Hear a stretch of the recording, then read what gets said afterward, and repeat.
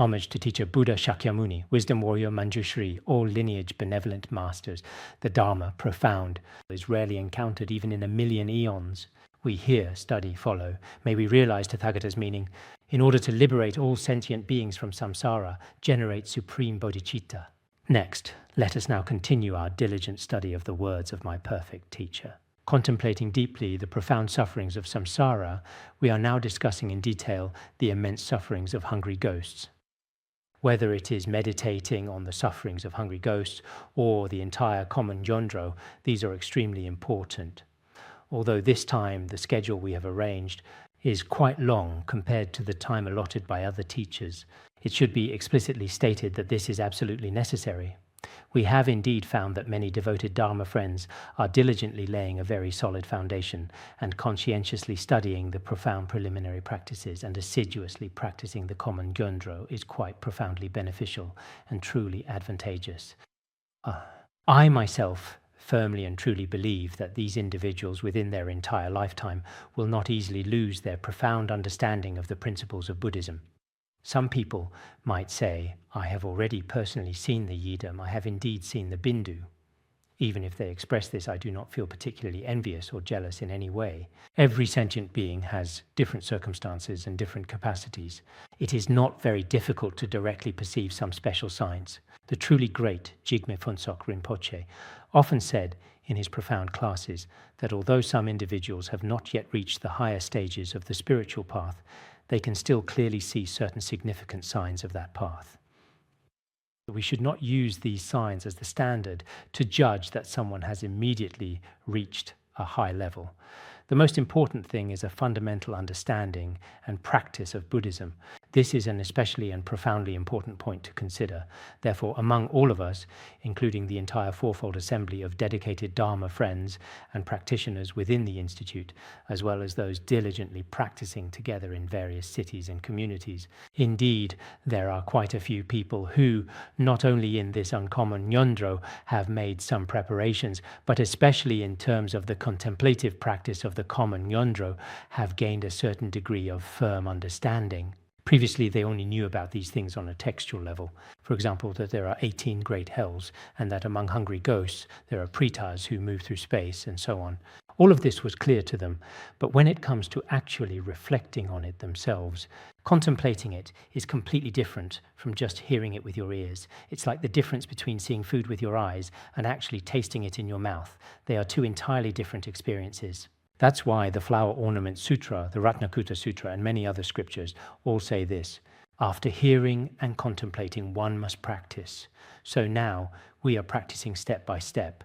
Especially I feel that judging from the practice of those in our institute who participated in this retreat, many people have done quite well. I also specifically asked many people how their contemplation has been going. How well have they contemplated the suffering of samsara? How well have they contemplated impermanence? Many people said that in the past it was just theory that had been discussed many times.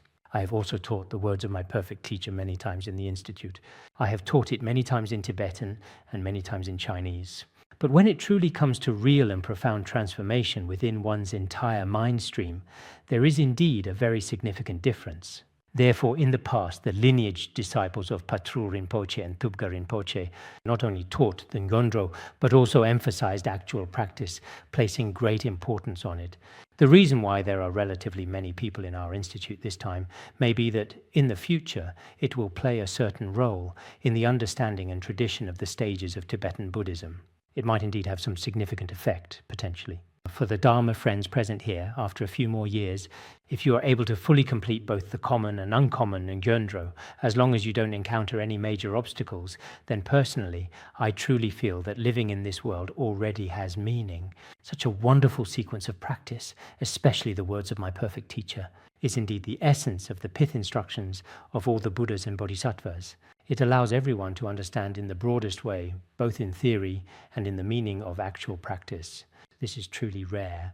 I personally believe that although I have done many things in my life, this is truly still one of the very most important things among them indeed. I think for each one of you as well, from the time you come into this world until the time you leave it, perhaps you have done many things, both worldly and spiritual. But if you earnestly practice and truly understand the essential teachings of this Dharma, it may well be the most important thing in your entire life, and even for many of your future lives to come. It's truly hard to imagine anything else in our world with such profound value and incredibly far-reaching significance. So, my dear fellow practitioners who are gathered here today, please, I implore you, do not allow yourselves to become weary, or even worse, lose your enthusiasm midway through this important journey. Because when some Dharma teachings, these profound spiritual instructions, go on for a very long period of time, it can feel like, let's just finish this quickly, that's enough, and such thoughts may arise. If it's something short and small, we can talk about one topic today and switch to something new tomorrow, which is something many ordinary people might prefer. Today we talk about the letter to a friend, tomorrow about the standards for being a good student and child, and the day after about the commentary on bodhicitta. I can teach like this too, and I've translated some short Dharma texts as well. But I think if we want something complete and systematic, I myself, having come to this world, can't accomplish many things. Life is very short now. Some time ago I thought, if I don't encounter any unexpected accidents in the future, in these few years, whether it's for society or for the Dharma, I haven't really thought much about myself. I've never thought about how I will enjoy life in the future or what kind of life I will live. Even if I did think about it, it might not work out anyway. There's really no need, and I haven't considered it. But I truly want to do something for society, for sentient beings. It's not possible without preparation, and it's also not possible without everyone's gathering. So I thought about it for a while. Given my current age, if I were to use another 10 or even 20 more years, oh, that's it. By then I definitely won't have much energy left. Even if I'm still alive, I surely won't be able to do much. So I feel that these next few years are truly precious. I don't know if I can do it, but I often pray to the Dharma protectors and various Buddhas and Bodhisattvas, hoping that I can at least finish teaching these few essential teachings. After that, if all the conditions of dependent origination come together, I will then share some tantric teachings with everyone to varying degrees. As for tantric teachings, I think our guru has already transmitted quite a lot here. I don't dare claim to have attained any great realization myself, but there should at least be some basic understanding and awareness. So I want to talk to those who truly want to build a solid foundation. Once I finish teaching, considered as in a person's lifetime, it's impossible to accomplish everything. This is true for everyone. I've spoken to dedicated practitioners individually. Think about it, over your life. For example, even if others may not necessarily know during these 5 years, if you do for the benefit of sentient beings, I believe your coming here is meaningful. And the efforts your parents have made for you are not in vain. It should be meaningful as well. This is also how I feel in my heart. When it comes to personal matters like making money, doing business, or becoming famous, perhaps there are occasional opportunities for that. But actions that genuinely and truly benefit all sentient beings are incredibly precious and valuable for everyone. So, during these preliminary practices, please don't ever let yourselves feel fatigued or overly tired. Don't allow your dedicated study groups to disband or fall apart. The very same principle also goes for each and every one of our important classes here. We should accomplish things collectively as a group. Nowadays, if people around the world want to do something meaningful, it is always done through group gatherings, not by individuals alone. Of course, personal practice or small personal matters can be handled individually, but our mission is to spread the vast Dharma. Such a wonderful Dharma needs to be promoted, and we must rely on collective strength. It's not something that 1 or 2 people can accomplish alone, so everyone should be willing to participate. Since you have joined, you shouldn't drop out halfway. I have noticed that some people, perhaps due to insufficient merit, have already withdrawn. I still feel a certain way about them, thinking, after they left, what did they ultimately gain? It's actually quite really clear indeed. Therefore, please do your very best to diligently complete your comprehensive study of the sacred Dharma. I truly wanted to mention this important point in advance, just so you are fully aware. Today, we will begin discussing the principles of the pretas who move through space. The pretas who move through space include Sen, as well as certain beings in the world, such as the Gyalpo, the Shindra, the Jungpo, the Mamo, the Thurang, and so on and so forth. In everyday life, people say there are demons and ghosts here and there.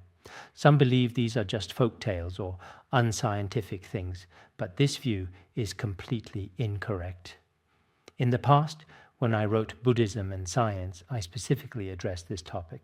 For example, Sun Yat-sen and Zhang Taiyan did indeed genuinely encounter various spirits and ghosts, and there are some compelling real-life cases that clearly illustrate this phenomenon. Because nowadays, some materialists or scientific workers only acknowledge the existence of matter and do not admit that apart from matter, there are many mysterious things as well. They claim that these things do not exist, but this view is definitely incorrect. It's just that they themselves do not understand. There are also some practitioners who go to the other extreme. They say that everything is empty in nature, that nothing truly exists. So according to them, ghosts and spirits should not exist at all. Of course, in the ultimate truth, ghosts and spirits indeed do not exist. From the Songs of Realization by Milarepa and Longchenpa, we can also see that when one truly discerns the original pure nature of everything, nothing remains. However, in the face of the deluded, discriminating minds of sentient beings, one should say that above there is heaven and below there is hell. In between, there are all kinds of beings burdened by heavy karma, hungry ghosts, jungpo, all of them exist. In the Buddhist scriptures, there is a text called the Great Consecration Sutra in 12 volumes, which meticulously describes a vast multitude of powerful and often terrifying demons, revered and ancient deities, as well as the enigmatic Zen and various formidable mountain spirits, some depicted with distinct heads, others mysteriously without, appearing in an astonishing array of diverse and sometimes unsettling forms, each possessing unique characteristics and attributes. There are mountain spirits in the mountains, water spirits in the water, fire spirits in the fire, and road spirits on the roads. If you read this scripture, you'll feel like there are ghosts everywhere and won't dare to walk around. You'll really think that way because they do exist. It's just like in summer when you can see tiny insects everywhere with the naked eye. In the same way, ghosts should be everywhere. In the Buddhist scriptures, some say there are 84,000, some say there are 6,600. Different scriptures give different numbers. These all refer to hungry ghosts. Look at how many animals among sentient beings. Not all ghosts are out to harm us. Some hungry ghosts and Zen simply consume their own food and don't harm living beings, while others, due to different karma and circumstances from past lives, specifically harm sentient beings. So for some of us, making Buddhism too theoretical isn't always good either. Many esteemed scholars in the world, when it comes to profound things that are even a little bit mysterious, often struggle to fully grasp them. They just dismiss it as superstition, as folk tales or legends. This is also unreasonable. Therefore, here we should try to understand that there are countless pitiable sentient beings in this world. After understanding the origins, destinations, and various experiences of these beings, we won't harbor deep hatred toward them, or when we encounter even a little obstacles, try to drive them all away, kill them, or destroy them. We wouldn't think that way. Therefore, I truly believe that understanding in Buddhism is very important. If you don't understand these things, even some Buddhists nowadays, when they encounter a little mischief from spirits or some unusual experiences during their practice, they use all kinds of mantras, incantations, or try to find ways to harm or kill them. This is unreasonable. In the past, our teacher also mentioned that some yogis may have the power to subdue, but not the ability to liberate. If you use fierce mantras to harm them without offering liberation, the fault is especially great. Therefore, in our own daily practice, we must truly use our compassion to deeply influence and gently transform them first. This is indeed very important. I once heard a story about a Rinpoche. During his spiritual practice, he seemed to encounter some harm from spirits or demons. At first, he tried using a wrathful approach, but it didn't work. In fact, the spirits... He prayed to the Dharma protectors, and the Dharma protector appeared as six-armed Mahakala. The spirit then transformed into the appearance of Amitabha Buddha to threaten him. Later, he developed a sense of compassion toward it. He thought, "Sai, these spirits are putting on such a fierce act." He truly felt a deep and profound compassion for them. At that moment, the spirit began to fall away. Its original form appeared, and then it quickly disappeared. So, generally speaking, sometimes the immense power of mantras and such spiritual things can be gathered within compassion. This is also precisely why some of the subjugation practices within Buddhism can be performed on the basis of great, profound compassion.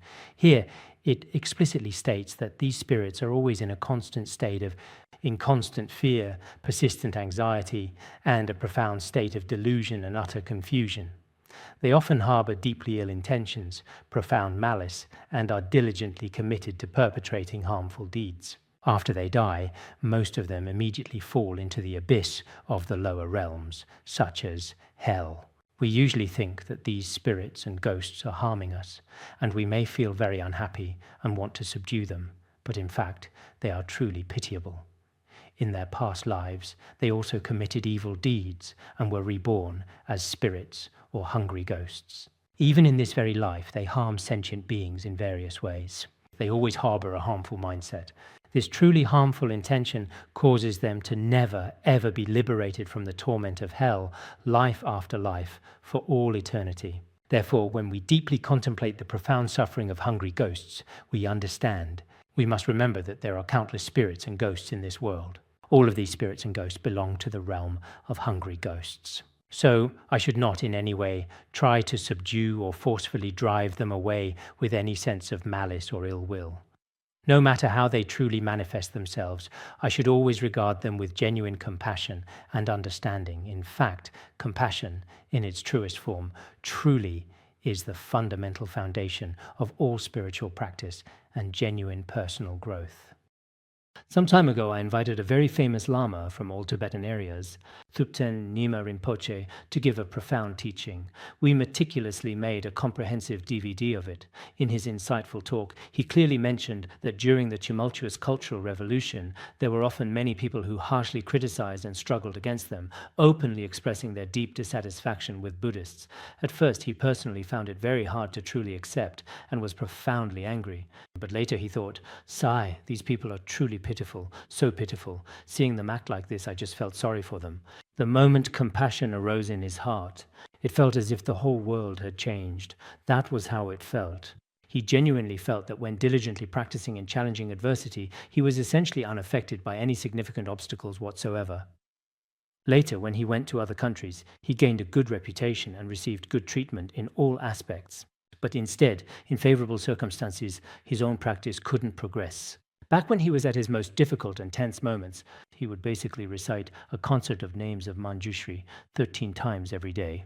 13 times a day, he basically never missed a day. Sometimes, even on days when he did very little, he would still recite at least 3 times. He kept reciting, but later, when all kinds of dependent origination and conditions became favorable, he recited much less. That was the situation. So, after hearing this, I felt that many practitioners perhaps really do encounter some obstacles and hardships. At that time, whether you were cultivating compassion or contemplating the suffering of beings in samsara or hungry ghosts, your visualization would go very well. But later, when you have wealth, fame, and status, at that time, it seems like you just can't pick up your previous practice anymore. You might encounter this kind of obstacles. No matter what, actually, when it comes to spirits and deities, you should face them calmly. Don't harbor ill will toward them. I think this, over many years, counts as a kind of experience in practice, and it's very important. Some people become especially upset after falling ill. They wonder if some spirit is playing tricks on them and want to immediately recite mantras to kill it. This is not the right approach. If you look at the past in one of the parable sutras, once upon a time, there was a dedicated practitioner who was deeply engrossed in meditating, and a malevolent local spirit intended to cause him significant harm, so a terrifying headless ghost suddenly appeared. A human body appeared in front of him, but it had no head. Then the practitioner told it, "It's quite good that you have no head. Without eyes you can't see anything, so you won't have worries in that regard. Without a mouth, you won't speak nonsense, and that's also quite joyful. If you don't have ears, you can't hear anything either. So if you have none of 5 senses, you'll have few troubles." How comfortable and happy that must be. He praised the ghost. Then, with absolutely no other viable option available to it, the spectral ghost mysteriously disappeared from sight. After a considerable while, it eerily reappeared, manifesting with only its detached limbs and an unsettling absence of a body. How incredibly frightening and utterly terrifying. Please be extremely careful and extraordinarily vigilant on the road later today. When only the detached limbs of the ghost appeared, the wise practitioner observed and then thoughtfully said, "How truly magnificent it is to have absolutely no physical body, no irritating itching sensations, no deep-seated internal pain whatsoever. How incredibly comfortable and utterly liberating this must be. You are indeed so incredibly fortunate." After a significant while, the ghost was then reduced to merely a torso, completely devoid of any hands or feet, a truly unsettling sight. He said, "That's very good. You don't need to go anywhere, and you can't do anything bad either. That's pretty good." In the end, the spirit had no way to harm him. He then revealed his true, magnificent form, a strong, incredibly robust and powerful male body, and praised him with heartfelt admiration, saying, "Your mind is truly steadfast and unwavering, a testament to your remarkable inner strength. No matter what form I manifest, you remain unmoved." With admiration, he left. A true practitioner should strive to reach this state. But for many people, this particular situation is quite profoundly difficult. In any case here, we clearly visualize the immense suffering of these hungry ghosts. From now on, don't harbor ill will toward these spirits. What is especially hard to endure is those hungry ghosts, regardless of whether they died from illness or were killed by sharp weapons, or died by hanging themselves, or met with sudden unnatural deaths in other ways. These beings who died unnatural deaths have to experience it all over again every 7 days. It's as if they are compelled to relive the excruciating pain and profound suffering of their own demise, experiencing every horrific detail and sensation precisely as it tragically happened before. Most of these unfortunate hungry ghosts, some met their end due to debilitating illnesses, while others, in their despair, chose the path of suicide. Today in my hometown there was also a young man about 21 years old. It seemed like he didn't have any major issues. Yesterday everything was fine, but this morning he hanged himself. So when many people feel pain in their hearts, they start thinking about suicide.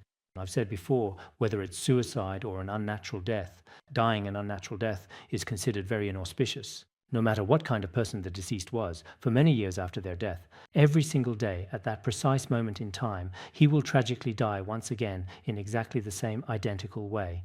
For instance, if the original cause of death was a deliberate act of suicide, then every single day he is compelled to experience that same agonizing fate over and over again. Some say it happens every 7 days. There are different explanations, but in every 7-day period, he will die once again in that same way. So for people in this world to choose suicide is truly a very unwise thing to do. Previously, when I meticulously taught the profound 400 stanzas on the middle way, there is also a significant verse that explicitly states, "Oppressed by the immense suffering of conditioned existence, one desperately seeks to end one's very own life, finding no other recourse." At that particular time, due to their profound ignorance and lack of understanding, individuals are often unable to perceive or turn toward the higher, more enlightened path that could offer them solace and guidance. If someone is truly and utterly overwhelmed by all kinds of immense and relentless suffering, experiencing a profound sense of despair that makes it seem absolutely impossible to continue living, just as the philosopher Schopenhauer so vividly and accurately described in his works, then, in such extreme and desperate circumstances, they may tragically choose the path of suicide as a perceived escape from their unbearable pain. But in fact, according to Buddhist teachings, suicide means experiencing the pain of dying by suicide countless times over. It is a very ignorant act. Moreover, after death, one cannot attain a good rebirth at all, but continues to fall into lower realms. Therefore, as Buddhists, we should not contemplate suicide. Many people, after studying Buddhism, truly change in this regard. Last year, someone told me that after you taught the way of the bodhisattva, at least several people definitely chose not to commit suicide. Perhaps among young people nowadays, due to certain imbalances in life, there are all kinds of reasons and various forms of suffering. But after understanding Buddhism, you realize that everything is due to causes and conditions. There's nothing that must be forced. If your business isn't going well, what good does suicide do? If your marriage isn't going well, what good does suicide do?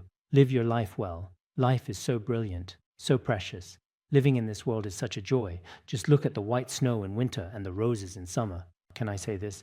For those individuals who are contemplating suicide, seeing beautiful and vibrant roses might paradoxically evoke feelings of profound sadness, isolation, and despair. All right, let's not talk about this particular matter any further. It appears they genuinely want to transfer their profound pain and deep-seated suffering onto others, so consequently, wherever they choose to go, they inevitably inflict considerable harm and significant distress upon those around them, all without gaining any discernible or lasting benefit for themselves whatsoever. If they are reborn as hungry ghosts, they suffer greatly themselves and want to shift that suffering onto others. But it's extremely painful. They originally came with immense joy to see their former friends and beloved loved ones, anticipating a warm reunion, but as a result they cause those people to become seriously ill or mentally unstable and so on.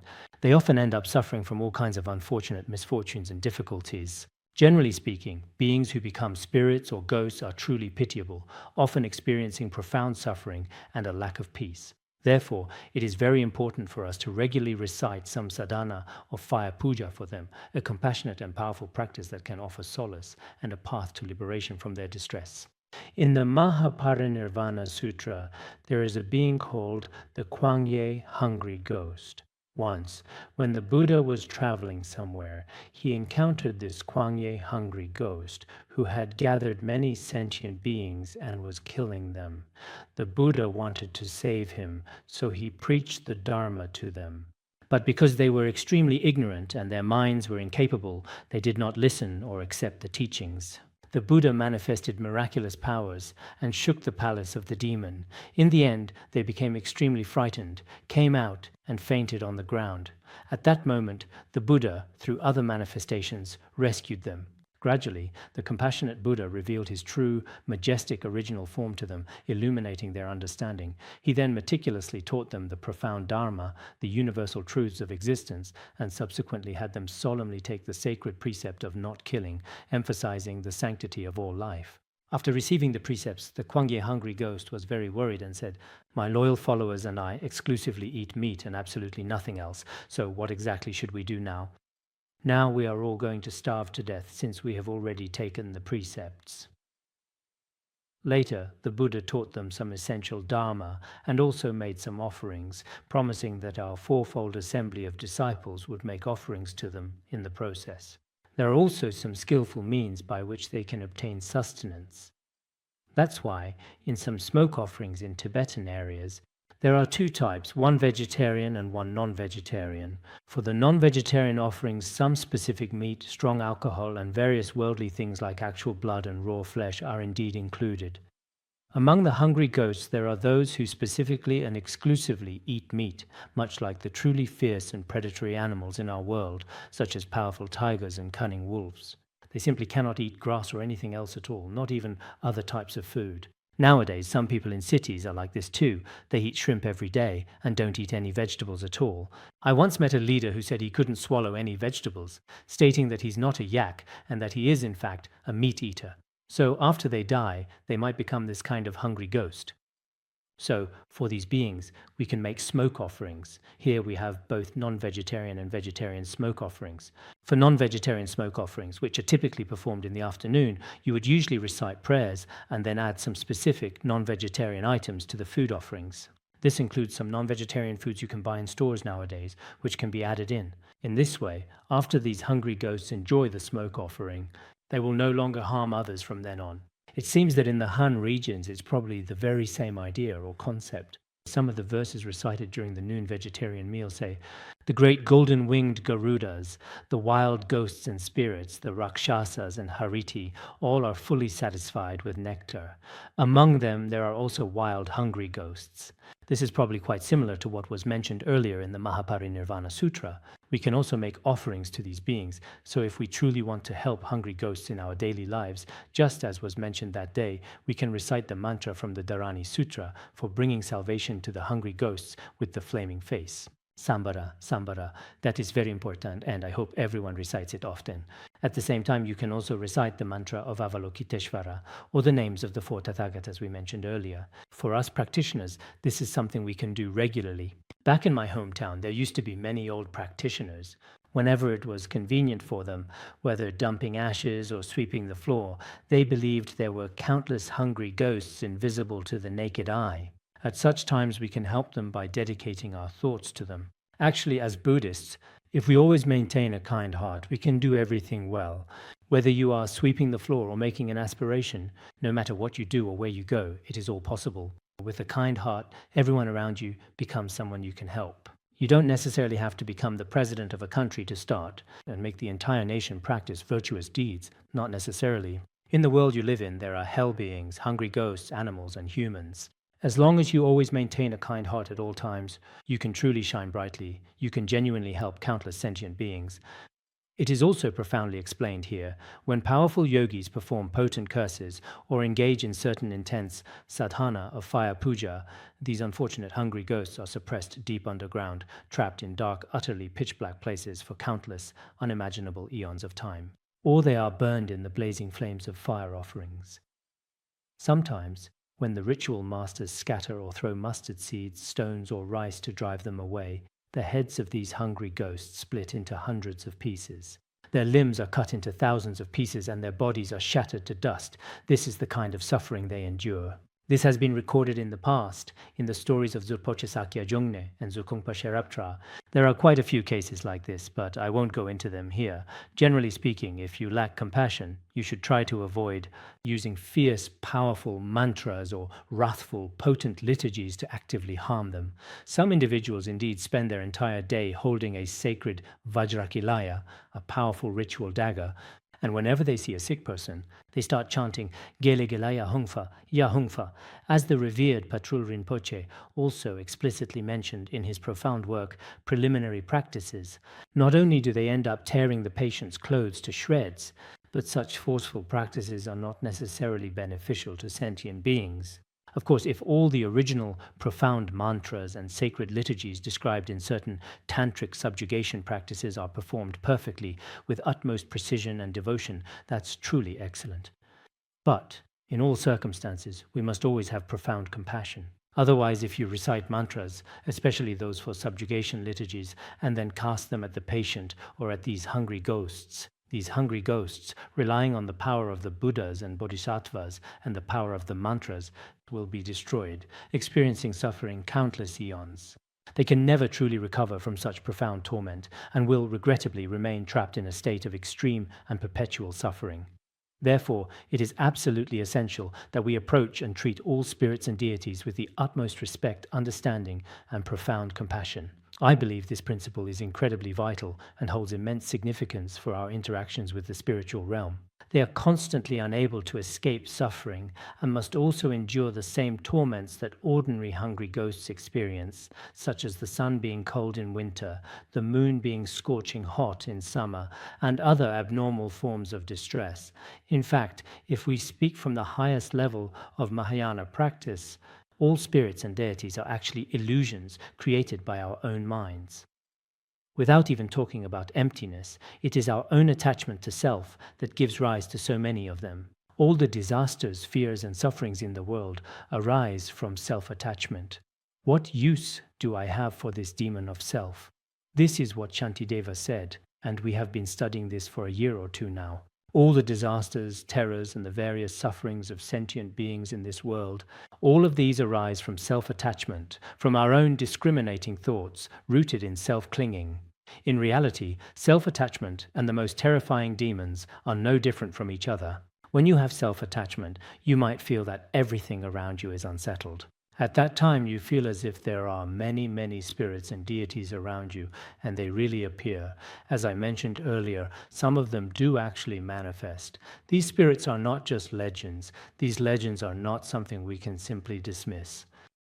For example, in the contemporary world today, a truly typical and well-known case is the esteemed Prince Charles of England and his former beloved princess, Diana. Yes, you all are pretty good indeed. When it comes to the sacred names of Buddhas and revered bodhisattvas, you absolutely don't know them at all, which is quite surprising and a little bit disappointing. Just kidding. Her ghost was often seen by the later queen consort Camilla. Whether in dreams or appearing during the day, whenever she appeared, she always seemed especially deeply sorrowful. Camilla apologized in front of her, sometimes even shedding tears. Later, her younger brother and many others often saw that she was still suffering, appearing as a ghostly figure. So, even now, with such incredibly advanced scientific knowledge and technological capabilities, in some of our modern cities, they have no choice but to admit that many people have indeed seen it with their own eyes. They have even officially listed it as one of the world's most intriguing and top 10 mysterious events. For us who study Buddhism, there is absolutely nothing mysterious or particularly secretive about this at all. The undeniable existence of spirits and ghosts is indeed certain and well established. For example, there was once a very famous and iconic Hollywood movie star in America, widely known by the name of Marilyn Monroe. Later, she also became a spirit or ghost. Her soul ended up possessing a British woman named Jill, who looked a lot like her. Ever since she initially started imitating Marilyn Monroe and subsequently achieved considerable success in her captivating performances, she has been recognized. It was as if Monroe was subtly controlling her from behind the scenes, influencing her every move and thought, even her entire personality and deeply ingrained interests completely and dramatically changed. Jill, a person who had never consumed alcohol in her life before this tragic event, found that afterwards Monroe's deeply ingrained habits and preferences inexplicably surfaced and took root within her own mind. Eventually, and tragically, she also committed the ultimate act of suicide, ending her own life in a heartbreaking manner. After Jill's tragic suicide, many other prominent models and well-known celebrities, much like her, also faced similar struggles. Also very frequently came under Monroe's significant influence in a variety of different ways. But this isn't modern times. When Monroe died, it was the 1960s. She was in Hollywood, which is the name of a city in the United States. This city became very successful in film, and gradually people all over the world came to know about it. So how do Americans view this now? They also believe that ghosts and spirits exist. Some people have seen them with their own eyes, and some things can't be explained at all by science, medicine, or psychology. After a person has died, their soul and personality can completely change into someone else's, almost like becoming a substitute. So, when it comes to ghosts and spirits, we have absolutely nothing. This is something that can't be talked about. Nowadays, some people are especially frightening. They refuse to acknowledge anything, but that's not right either. Some people, just like I mentioned earlier, seem to be afraid of everything, afraid of demons, afraid of ghosts and spirits. In such a state, it's really unnecessary, especially in some especially blessed places with the power of great accomplished masters. There simply won't be any real place for ghosts or spirits to take root. Not to mention ghosts and spirits, even people with wrong views, if they stay in a great Dharma center for a few days, in the end, they can't stand it and will leave. That's how it is. So I think our understanding of many aspects of Buddhism is still not sufficient. Some people are overly clever and refuse to acknowledge anything. Some people are too superstitious, seeing everything as some form of demon. But if you think, just as I mentioned earlier, that everything is caused by ghosts and spirits trying to harm you, if you think like that, at that time you should think, all retribution comes down to my own self-attachment. All retribution returns to one source. As we mentioned before in the 7 points of training the mind, whether it's all kinds of illnesses or all kinds of suffering or the bullying and unfairness from others, no matter how many grievances you have, if you attribute all of them to your own self-attachment, then your spiritual practice will definitely succeed.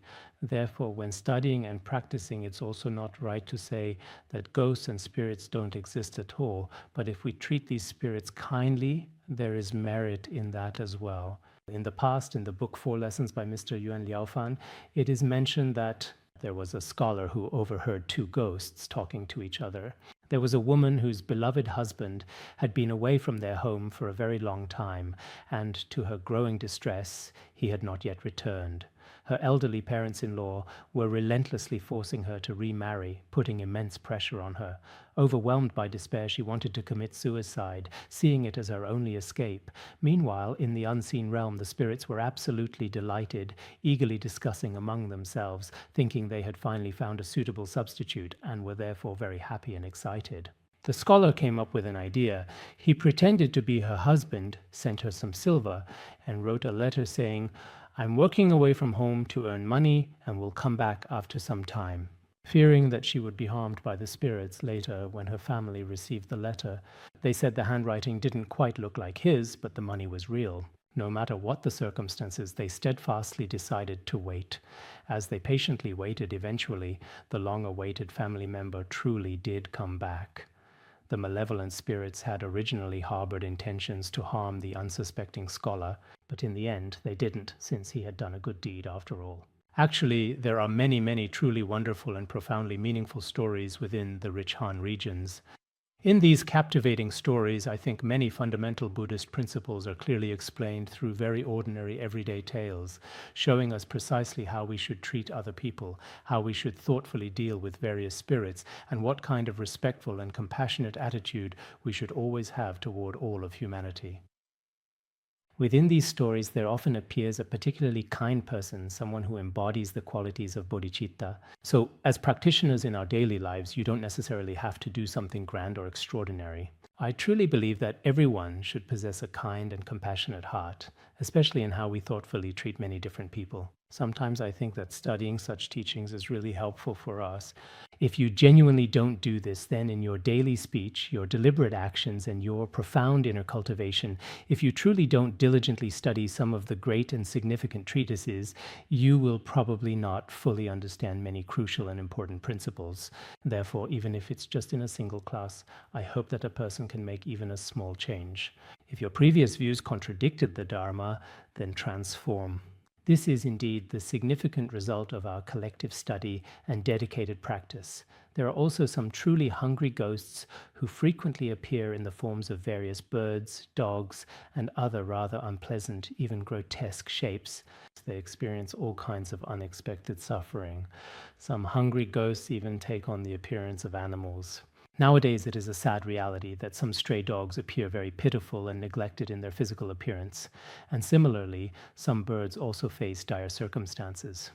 So, in various countries around the world, during last year's significant avian flu outbreak, an astonishing number of millions, specifically, for example, 17 million of these innocent birds were tragically killed.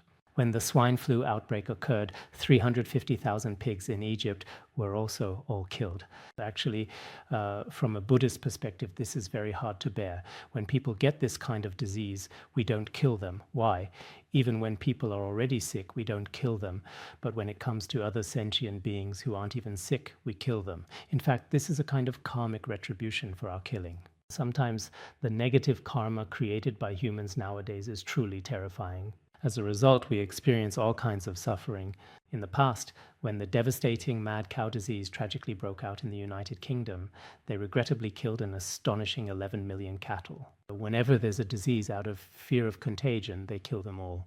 To them, it seems as if this doesn't matter at all, because they truly do not fully understand the profound value and true meaning of life itself. So, as we live in this world, I sometimes feel that the people around us may look human in appearance, but their actions are worth observing. Of course, if we use Buddhist concepts to hold all of humanity to a standard, that's also unrealistic. But from a long-term perspective, from the standpoint of truth and the experiences of all sentient beings, joy and suffering through countless lifetimes, from this angle, are we truly human or just another kind of being? Sometimes even those of you sitting here might wonder, what were your actions like before you studied Buddhism? It's worth reflecting on this yourself from time to time, when you hadn't heard the Dharma and didn't understand karma and the law of cause and effect. What kind of family did you come from? And after entering society, how did you treat other living beings? What were your views and actions like? In this process, how many sentient beings have you harmed? So now from this point on, what methods can we use to make amends for the lives of these sentient beings? I think each of us in our own lives has some very real and profound stories to tell. Although I grew up in a Buddhist family in a place where the sacred Dharma should have truly flourished and thrived due to the prevailing circumstances and the specific era at that particular time, and for various other contributing reasons. Sometimes when I think back now, I realize I still created a lot of negative karma. Looking at some of you, I strongly suspect it might indeed be the very same. But thanks to the profound blessings of the Guru and the sacred three jewels, we have now truly awakened. You could say that in such a fog of confusion, we have already encountered the light of Buddhism. So from now on, in this brief lifetime, I think each of us should do our best to make our next life or the rest of this life as perfect as possible. Although fundamentally, it may not be realistic for some people to completely cut off all habitual tendencies of affliction. Therefore, our collective actions should genuinely start to change significantly from this very moment on. Otherwise, it would be truly terrifying if I were to become a being in hell, a hungry ghost or an animal myself. In terms of the karma I have created in the past, I have indeed committed such actions. If we do not understand how to discern what to accept and what to reject, just think about it. When we previously discussed the negative karma of speech, how much karma have we accumulated? Some people have no idea at all. Whether you unknowingly consume a harmful substance or knowingly ingest a toxic compound, there is no real difference. You will still get sick and the experience will be unpleasant. Therefore, I truly feel that everyone who has genuinely encountered the profound Dharma is indeed incredibly fortunate and truly blessed. People all over the world, for example, universally pursue a truly happy and fulfilling life. They keep saying, "For my happiness, I am willing to pay any price.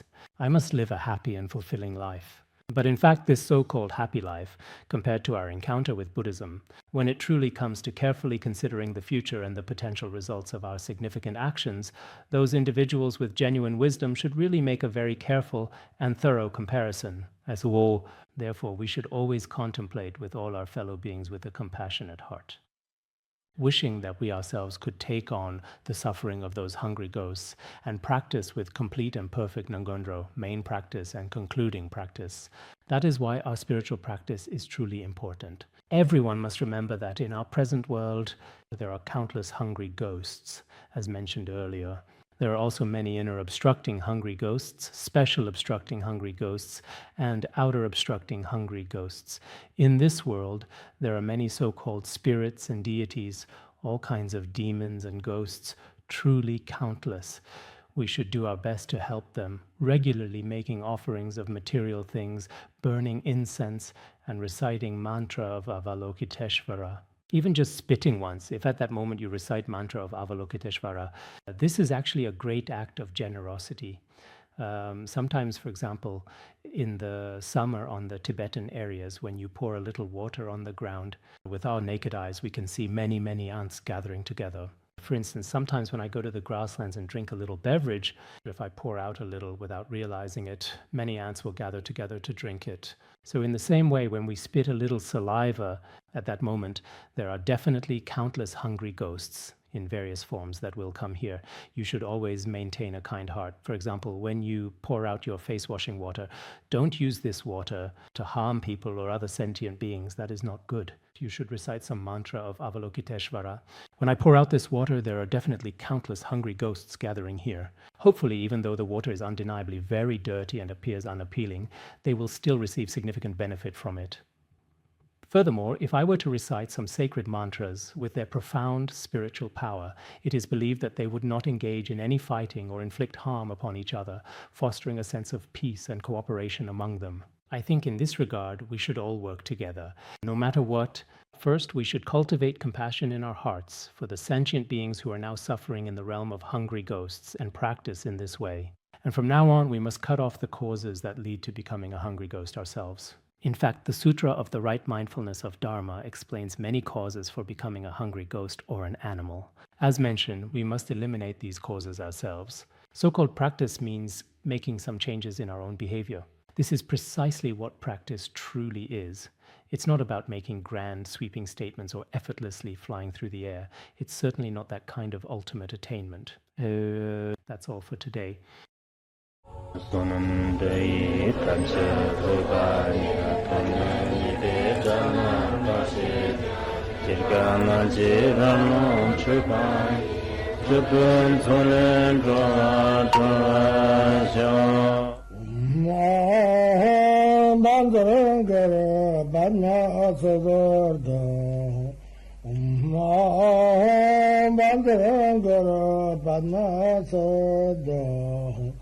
Om